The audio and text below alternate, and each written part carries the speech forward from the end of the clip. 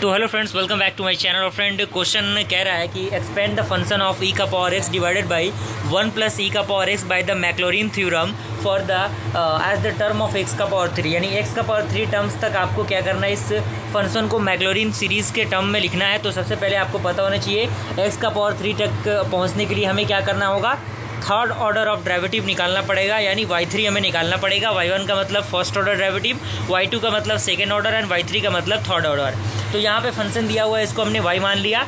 तो यहाँ पे y1 क्या होगा, चूँकि इस डेरिवेशन को करने से पहले आपका जो फार्मूला होता है d/dx u/v वाला, वो फार्मूला आपका क्लियर होना चाहिए। अगर आपको वो फार्मूला याद नहीं है तो अभी के अभी आप जाइए उस फार्मूला को सर्च कीजिए गूगल पे, वहाँ से आप फाइंड आउट कीजिए, तभी ये कंसेप्ट आपको समझ में आएगा। तो यहाँ से y1 हमने निकाला उस थ्योरम को यूज़ करके, तो कितना आया, e का power x divided by 1 plus e का पावर x का होल स्क्वायर। और इसी तरीके से y2 आप निकालेंगे तो इस पूरा टर्म का होल स्क्वायर हो जाएगा, तो पावर 4 होगा। और ये वाला पूरा term as it is e का पावर x का e का पावर x हो जाएगा, माइनस है तो माइनस।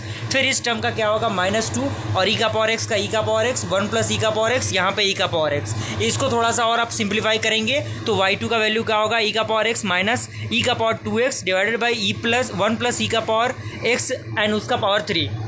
इसी तरीके से अगेन आप y3 के लिए फाइंड आउट करेंगे तो y3 के लिए कुछ इस प्रकार से वैल्यू आएगा, और वो वैल्यू आप देख सकते हैं। और आपको क्या करना है, कुछ नहीं करना है, y1 के पास 0 पुट करना है, y2 0 पुट करना है और y3 0 पुट करना है। यानी जहाँ जहाँ x है वहाँ क्या करना है, 0 पुट करना है। तो हमने क्या किया, 0 पुट किया और y1 में भी और y2 में भी और y3 में भी और y0 में भी। तो यहाँ पे आप देख सकते हैं सारे वैल्यूज़ आपके सामने मौजूद हैं, सारे वैल्यूज़ दिए हुए हैं। यहाँ 1/2, 1/4 और यहाँ पे 1/8 -1/8। अब कुछ नहीं करना है, मैक्लॉरिन सीरीज़ के फॉर्मूला में बस इस वैल्यू को पुट कर देना है। और जैसे ही आप पुट करेंगे तो आपका जो आंसर होगा, e का power x divided by 1 plus e का power x equal to 1/2 plus x/4 minus x का पावर 3 डिवाइडेड बाई 48 आपका क्या होगा, फाइनल आंसर होगा।